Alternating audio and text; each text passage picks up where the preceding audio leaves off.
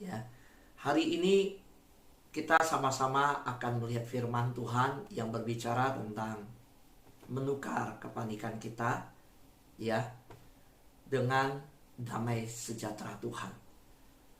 Inilah firman Tuhan yang akan menuntun kita sepanjang hari di dalam kehidupan kita.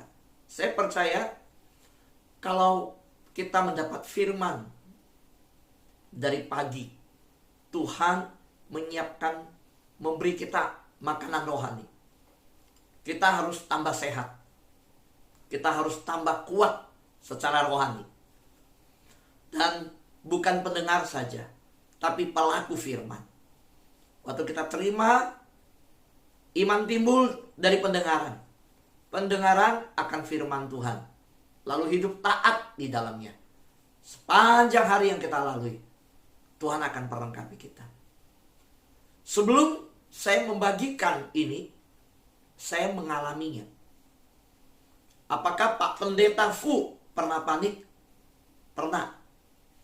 Justru Tuhan melatih saya ketika alami bagaimana menukar kepanikan dengan kedamaian Tuhan. Karena apa yang saya alami dan diajar, dituntun oleh Tuhan, itu yang saya bagikan kepada kita semua. Saudara yang di YouTube dan yang di Zoom, siap mengalami kedamaian Tuhan? Yang siap terima firman Tuhan, lambaikan tangan, puji Tuhan. Sahabat doa yang terkasih dalam Tuhan, di dalam firman Tuhan dikatakan, Matius pasal 11 ayat 28 sampai 30. Marilah kepadaku semua yang letih lesu dan berbeban berat. Aku akan memberi kelegaan kepadamu. Ingat saudara, tidak ada satu orang pun di dunia yang bisa memberi kelegaan dengan janji yang begitu yakin, janji yang begitu teguh. Aku beri kamu kelegaan. Ini tidak bisa dibeli dimanapun juga. Tidak ada toko dimanapun yang jual. Dan Tuhan kasih satu firman. Pikulah kuk yang kupasang, dan belajarlah daripadaku. Karena aku lemah lembut dan rendah hati, dan jiwamu akan mendapat ketenangan.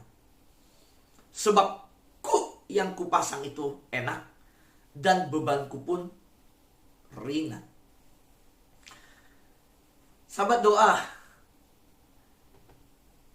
kemarin ya, berita yang begitu besar akhirnya muncul tentang Omikron. Saya melihat berita-berita nasional semua diwarnai tentang informasi ini. Bahkan hari ini Jumat, ya, Kompas pada dini hari tadi tetap memunculkan berita di berita online-nya. Pemprov DKI, ya ini Jakarta ya, untuk teman-teman yang seluruh Indonesia dan yang di luar negeri, ini berita yang ada di Jakarta, bahwa Pemprov DKI tunggu penyesuaian aturan dari pemerintah pusat terkait temuan varian Omikron. Artinya, sewaktu-waktu bisa terjadi di mana level PPKM berubah.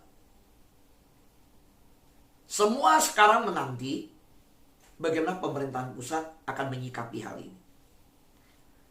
Dan ada berita yang diterjunkan bahwa ini kenapa yang terinfeksi ini tidak ke luar negeri loh. Dan ini di pusatnya di Wisma Atlet ini mulai munculnya. Nah, ini menjadi sesuatu tanda tanya yang besar, bahkan orangnya nggak bergejala sama sekali. Nah, berita ini ya sudah dari 2 tahun lalu, waktu pertama berita tentang masuknya ya virus ya corona, waktu di Depok, wah orang belanja panik, wah diserbu toko-toko orang belanja ya, menimbun sembako, sampai muncul kalimat berebut pasti kurang, berbagi pasti cukup. Saya masih ingat itu. Sampai sekarang saya pasti masih ada yang panik, tapi tidak seheboh yang dulu. Kecuali tiba-tiba ini begitu masif sampai rumah sakit tidak cukup untuk menampung orang, oksigen nggak cukup. Nah itu biasanya kepanikan yang seperti itu bisa terjadi. Lalu bagaimana anak-anak Tuhan? Kita anak Tuhan menyikapi hal ini. Sekali lagi ini bukan hanya soal Omikron. Karena aturan bisa mengubah semua hal dalam hal perdagangan, saudara yang bisnis, saudara yang bekerja, sekolah bisa berubah. Online total semua, tidak lagi masuk sekolah. Berubah lagi, ibu-ibu harus pikirkan siap-siap lagi. Nah, jadi ini terkait banyak segi kehidupan akan berubah. Saya meminta PowerPoint saya lebih berwarna tentang Natal selama khotbah dari Senin sampai hari ini ya. Dan hari ini saya mengingat bahwa ada banyak orang menyanyikan lagu Damai di Bumi. Pada waktu Natal, termasuk kita bernyanyi tentang damai di bumi. Sepanjang Natal ini. Hari-hari ini, 2 tahun terakhir Natal, damai di bumi, mungkin pada bertanya, ada lagu damai di bumi di Natal. Tapi apakah ada damai yang dialami di hati anak-anak Tuhan? Saya percaya, saya berdoa yang di Zoom dan di YouTube, sahabat doa boleh berkata bahwa saya alami damai di bumi. Yang mau alamin damai di bumi boleh lambaikan tangan. Amin. Ya, bumi sedang bergoncang, tapi sahabat doa alami damai di bumi. Yang di YouTube boleh ketik kata damai di bumi. Amin. Sahabat doa yang terkasih dalam Tuhan, ketika kita di masa Natal ini tidak mengalami damai, kalau ada keluarga, ada sahabat kita, atau jangan-jangan kita sendiri menyanyikan damai di bumi di malam Natal, damai di bumi, wah, nggak ada damai. Kita tidak mengalami. Kita nyanyi damai di bumi, tapi kita tidak alami. Karena begitu banyak persoalan yang dihadapi. Bahkan terjadi kepanikan. Karena vonis dari dokter. Solusinya apa, saudara? Keluar malam, waduh PPKM. Jam 9 udah tutup semua, dulu masih bisa. Oh damai, solusi damai apa? Saya nggak alamin. Perjalanan ke luar negeri. Lah, ke luar negeri justru kemarin dianjurin sama presiden. Kalau bisa jangan ke luar negeri dulu. Untuk pejabat dianjurin semua sama masyarakat. Ya udah tidur-tiduran di rumah deh biar damai. Loh, sekarang justru banyak waktu. Mau tidur-tiduran di rumah. Gak ada damai juga. Solusinya apa? Sahabat doa yang terkasih dalam Tuhan. Ingat ya. Yang menyegarkan tubuh belum tentu memulihkan jiwa kita. Karena begini, ada banyak orang ketika tidak mengalami damai, coba menambahkan kegiatan. Coba kalau yang di daerah baring-baring di pantai, bawa kapal pergi mancing. Ya, coba yang hobi sepeda, telepon temen, bawa sepeda. Mungkin yang hobi kumpul-kumpul, ya, dengan bawa anjing, dengan kegiatan acara anjing berkumpul, fellowship anjing, begitu kan ya, saudara, atau apapun itu. Tapi ingat ya, yang menyegarkan tubuh belum tentu memulihkan jiwa kita.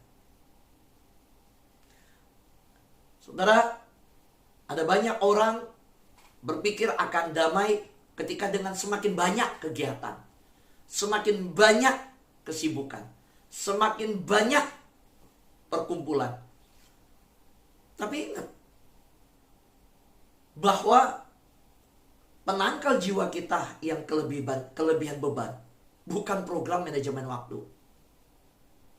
Oh, lebih banyak memasak di dapur, mungkin belajar online di YouTube cara memasak segala macam. Bukan filosofi, bukan rencana. Hari-hari ini terbukti.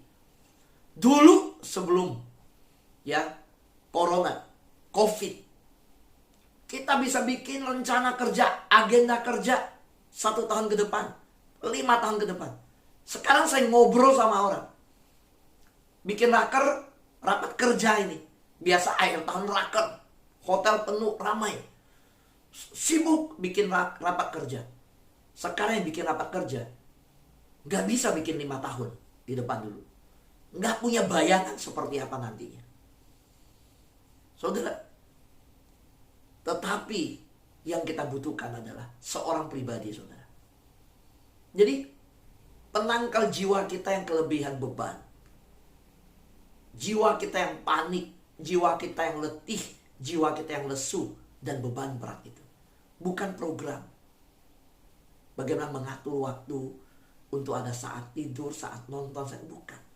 Bukan filosofi, harus berpikiran seperti, bukan rencana-rencana. Tapi pribadi itu yang kita tahu, yang menawarkan.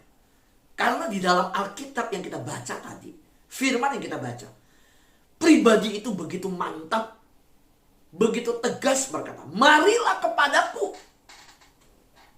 Mari kepadaku. Lalu kalimat kedua, aku akan memberi kelegaan kepadamu. Yang ketiga, pikulah kuk, solusinya. Mari kepadaku, aku akan memberikan kelegaan, dan kamu pikul kuk. Nah, apa itu kuk? Sahabat doa, kuk itu adalah kayu ya yang diletakkan di leher daripada kerbau, sapi ya, binatang penarik ya, pembajak sawah, di mana berdua ya, dua binatang itu ditaruhkan ya, lalu mereka berjalan, mereka memikul itu dan mereka disatukan, mereka berjalan bersama. Itu kuk. Nah, bagaimana sesuatu yang dipakai begitu sederhana oleh Yesus, yang dimana kuk itu kita tahu berbicara tentang sesuatu simbolisme daripada salib Kristus. Tuhan bilang, pikul kuk yang kupasang. No, itu nambah beban dong. Tuhan bilang, enggak, kuk saya itu ringan. Kuk saya itu akan bikin kamu bahagia. Saudara, kalau dilihat di sawah yang mengangkat beban, membajak sawah, dua binatang yang ada kayu di leher mereka, kuk itu, bagaimana bisa itu ringan? Bagaimana bisa justru bahagia? Tapi itu yang Tuhan nyatakan. Mari kita lihat lebih dalam. Apa maksud Tuhan? Sahabat doa yang terkasih dalam Tuhan, ingat, penangkal jiwa itu adalah ketika kita memiliki pribadi itu. Siapa dia? Yesus. Yesus menyatakan, ayo kepadaku. Udah ditawarkan. Damai ini udah diberikan. Kita mau ambil apa enggak? Mau ambil apa tidak? Sahabat doa, pertanyaannya, sekali lagi, bagaimana kita bisa menukar kepanikan kita dengan kedamaian Tuhan? Di dalam Matius pasal 11 ayat 28 sampai 30, memberi kita 3 petunjuk penting. Yang kita baca tadi, firman Tuhan, di dalamnya ada 3 petunjuk. Bagaimana kita bisa menukar kepanikan kita dengan kedamaian Tuhan. Siapa yang berkata, saya siap untuk melihat dan mempraktekkan 3 hal penting tersebut? Siapa yang siap? Boleh lambaikan tangannya di YouTube, berkata amin. Siap saudara? Ayo. Sahabat doa yang terkasih dalam Tuhan, yang pertama, datang pada Yesus. Tidak ada cara lain, karena tidak ada pribadi manapun yang berkata, marilah kepadaku. Hanya Yesus. Karena Yesus yang mengundang, Yesus yang berkata, kita datang pada Yesus. Persoalannya adalah, tadi saya katakan, ketika jiwa kita panik, ketika kita punya beban berat karena masalah hutang, kita merasakan lesu karena stres, kita begitu letih karena depresi yang kita alami. Ada banyak orang berpikir, pergi agak malam, baring di pantai, atau kuliner, atau hobi, atau lakukan apapun juga. Tambah program, coba baca buku yang berfilosofi tinggi, segala macam. Bukan itu saudara. Yang Yesus tawarkan adalah, datang kepadaku. Dan saudara tertanam tidak di hadirat Tuhan. Saudara tertanam tidak di firman Tuhan. So Yesus berkata dengan jelas di bagian itu. Jadi bagi saya, saudara harus bawa seluruh keletihan, seluruh beban, seluruh kepanikan, seluruh kelesuhan setiap hari kepada Yesus. Tidak peduli masalahnya apapun. Tidak peduli seberapa dalam luka yang saudara hadapi, yang tergores. Mungkin hati saudara tergores, sehingga membuat saudara begitu lelah dan lesu. Bawa sama Yesus. Ini yang Yesus nyatakan. Saudara, ketika kita menyembah bersama-sama dan worship night, ketika saya mengajak kita bersama-sama, karena saya alami. Sekali lagi, kita bukan berkhotbah untuk mengajar. Enggak, saya nggak ngajar. Setiap pagi, saya membagikan perjalanan hidup rohani saya yang saya alami. Saudaraku yang terkasih dalam Tuhan, nanti ya saya bagikan apa yang saya alami, sehingga Tuhan tuntun saya dalam firman ini. Saya akan bagikan apa yang saya alami ketika menghadapi ini semua. Saya alami, saudara. Bukan karena Omikron panik, bukan. Tapi saya alami. Saudaraku yang terkasih dalam Tuhan, yang kedua, terhubung dengan Yesus. Saudara, selain Yesus mengundang kita datang kepada Dia, Yesus ingin saudara terhubung dengan Dia, terkoneksi dengan Dia. So Yesus tidak mau saudara memikul semua beban sendiri. Karena itu Yesus sudah berkata, mari kepadaku. Persoalan anak Tuhan semakin jauh dari Tuhan. Ketika ada masalah, ingat, ada masalah jangan makin jauh dari Tuhan. Saudara, anak yang hilang, ketika bersama Bapa di rumah, dia berpikir kalau keluar sana, bebannya akan hilang. Membosankan sama Bapa di rumah. Membosankan dengan Bapa. Oh, kalau di luar sana, ternyata anak yang hilang habis uangnya dengan pelacur. Apakah dia bahagia? Nggak bahagia. Ketika tidak ada uang, semua wanita tinggalkan dia. Saya ingatkan, setiap pria yang berpikir wanita muda akan lebih membahagiakan. Yang selingkuh, yang berpikir istri kedua lebih bahagia. Saudara sakit, saudara tidak akan diurus. Istrimu yang akan lebih setia. So, anak yang terhilang itu, saudara lihat. Apa ada wanita yang dia sudah bayar, dia sudah habiskan uang merawat dia? Enggak. Memberi dia makan, menampung dia? Enggak. Di kandang babi dia. Saudara, ingat. Yesus tidak mau saudara memikul semua beban sendiri. Betapa luar biasanya pribadi yang kita dapat. Yesus. Bukan hanya mengundang kita datang. Dia undang kita datang karena dia mau saudara untuk berbagi. Saudara tidak dirancang untuk melakukan, menanggung beban itu semua sendiri. Enggak. Tuhan ingin saudara berpasangan dengan Dia. Tuhan ingin saudara berbagi beban. Masih ingat? Tadi saya sampaikan, kuk itu apa? Kuk itu dua binatang yang membajak sawah, di mana di leher mereka ada kayu yang dipasang, mereka berjalan, nah itu kuk. Jadi saudara, ketika kita punya beban, punya pergumulan, saudara, Tuhan ingin saudara tidak berjalan sendiri. Berjalan bersama dengan Yesus. Berjalan bersama-sama. Sehingga beban itu, saudara, Tuhan ingin saudara bukan tanggung sendiri. Saudara, puji Tuhan. Haleluya. Inilah maksud Tuhan ketika Tuhan berkata, mari kepadaku. Kedua, ya, aku akan memberi kelegaan kepadamu. Lalu solusinya Tuhan bilang apa? Kuk yang kupasang itu ringan.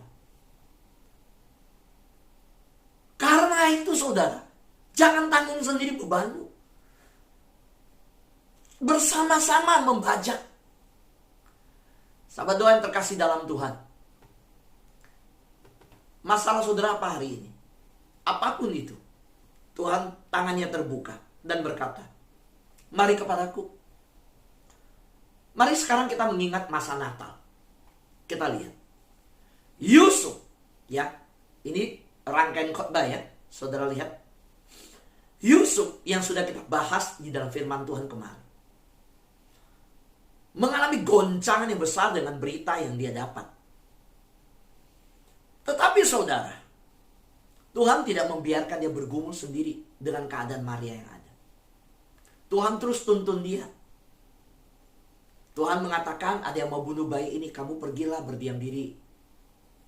Pergi dari sini, Herodes mau membunuh. So Yusuf punya beban yang besar. Bagaimana melindungi Maria dan supaya tidak diketahui oleh masyarakat apa yang sedang terjadi.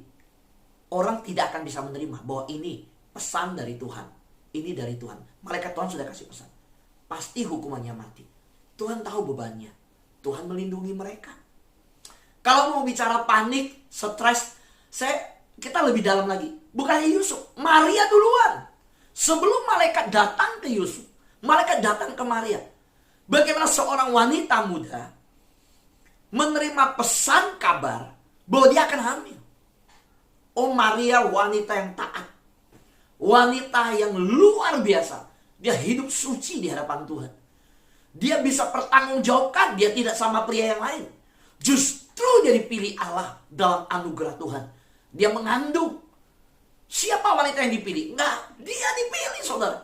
Malaikat datang ke dia. Tapi apakah gampang untuk Maria menjelaskan ke Yusuf? Enggak mudah. Dan terbukti kok.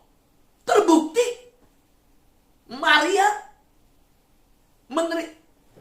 nggak tahu. Tapi Yusuf mau menceraikan dia kan diam-diam kan. Berarti Maria sudah mengatakannya ke Yusuf.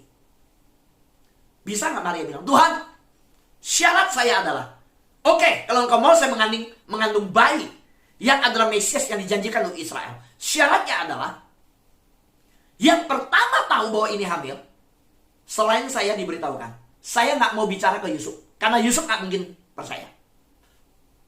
Saya mau minta, Tuhan kasih tahu langsung Yusuf dulu, setelah kasih tahu, baru saya kasih tahu. Saya mau tanya, bisa nggak Maria minta begitu?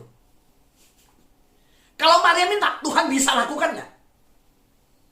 Bisa, tapi lihat, Maria tidak minta. Maria hadapi resiko itu. Dan Maria mengajar kita, dia nggak perintah Tuhan. Maria tidak atur Tuhan. Maria cuma taat. Wah, bisa jadi kalau wanita yang begitu cerdas, begitu pintar ketika dengar berita ini, jadilah padaku. Maria kan bilang, aku ini hamba, jadilah padaku. Tapi tunggu dulu malaikat. Sekarang engkau pergi ke Yusuf, kasih tahu Yusuf, kamu kan malaikat. Ya kan? Malaikat. Gabriel. Maria tahu namanya Gabriel. Kamu malaikat bisa datang ke saya. Bisa dong dalam detik ini datang ke Yusuf. Tolong kasih tahu Yusuf. Jangan saya yang kasih tahu. Kalau saya kasih tahu, berantem.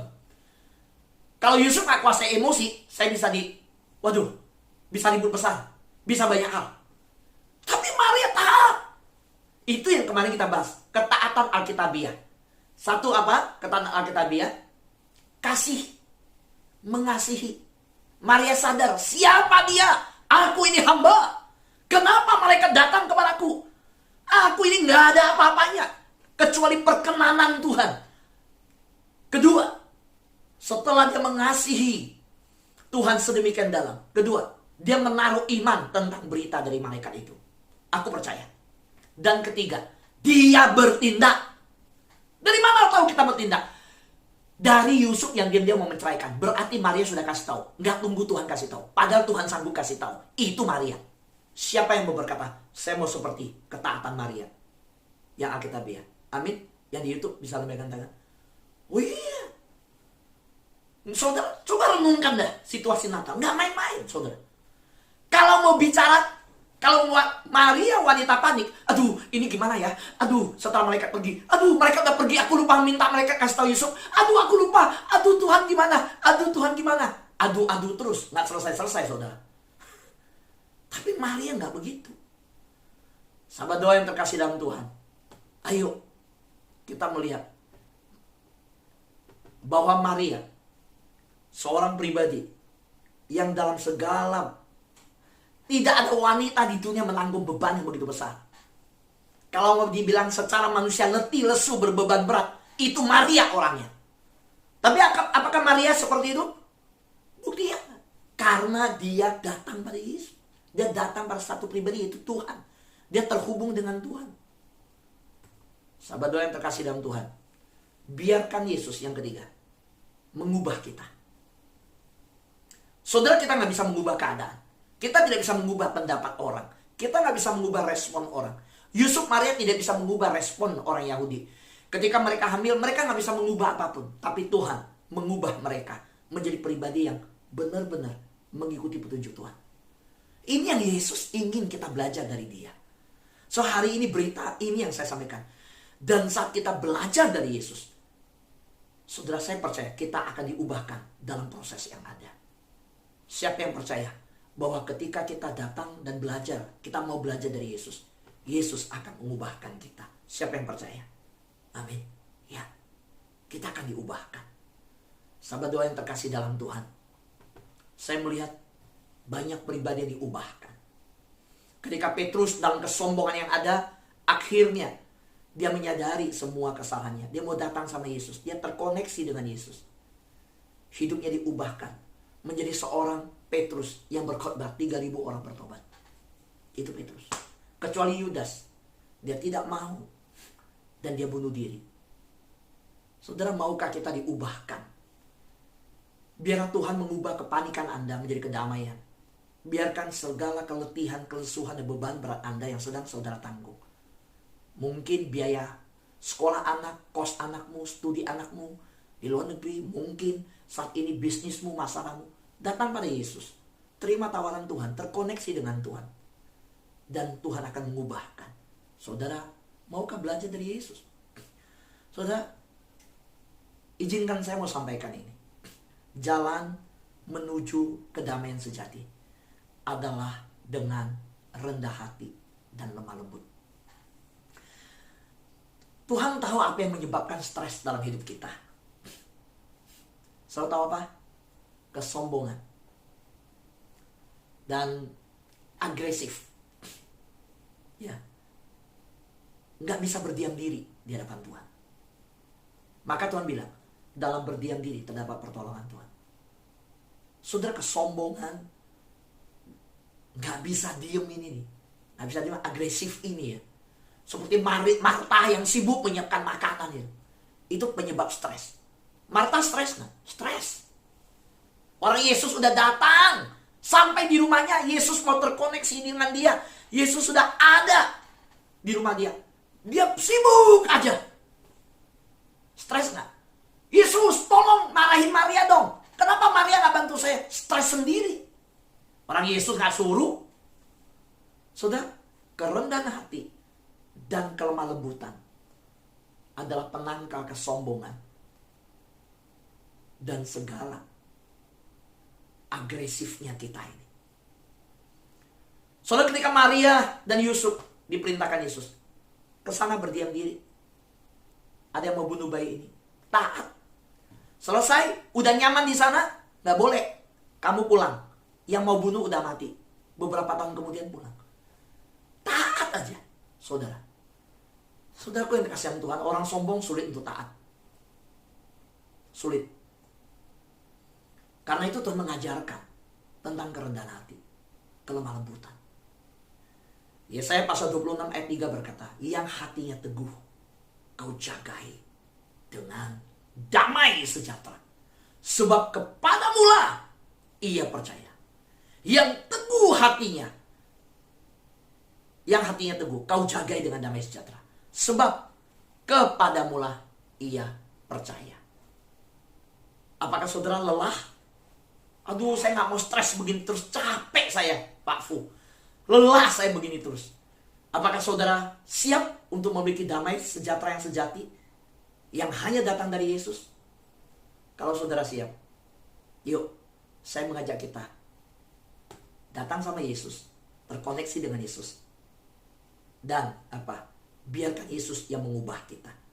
Tapi ingat, rendahkan hati kita. Karena kalimat di dalam Matius tadi, Yesus berkata, marilah kepadaku yang letih lesu beban berat, aku memberi kelegaan kepadamu. Karena aku lemah lembut dan rendah hati. Yesus bilang loh, Yesus pribadi yang apa? Lemah lembut. Yesus pribadi yang apa? Rendah hati. Sekarang saya mau bersaksi. Kiranya 1 menit cukup. Pak Fu, kenapa Pak Fu khotbah hari ini? Saya tidak tahu kenapa khotbah ini. Kecuali saya tahunya saya dapat dari Tuhan.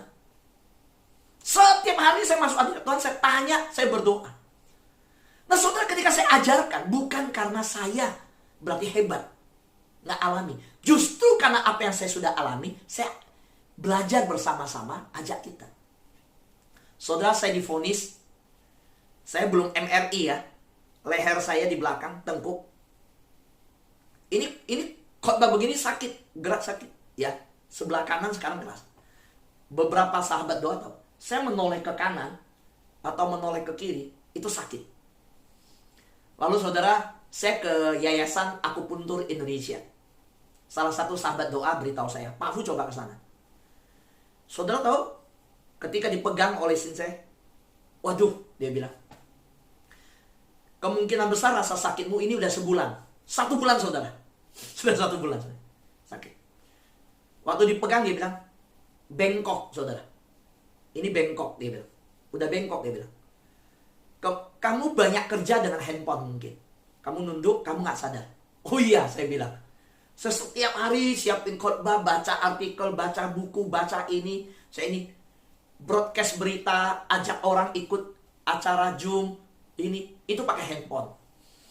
Saya nunduk, gak sadar. Jadi sekarang kalau saya pegang handphone, saya begini. Udah biasakan diri begini, tegak. Saudara, waktu dikatakan kalimat yang muncul di telinga saya, tengkuk kamu ini apa? Untuk usia kamu seharusnya belum terjadi, tapi ini udah bengkok. Oh, sudah itu saudara. Kemarin pagi, karena kemarin 2 hari sebelumnya saya ngalamin capek sekali. Jadi kemarin pagi saya pergi periksa saudara, periksa SGOT ya, fungsi hati. Saya periksa darah, kolesterol juga. Ternyata kolesterol tinggi saudara. Semalam hasilnya saya, waduh, HDL-nya tinggi, 130-an. Kolesterol saya 202. Ya kalau total sih masih 202. Saudara, ada lagi ya. Tapi udah, saudara, 2 hal itu saudara. Saudara, apa yang terjadi dengan kondisi tubuh begini? Mulai muncul, yaitu makanya udah mulai deh saudara, banyak saudara, mulai rasa panik itu mulai ditanamkan iblis macam.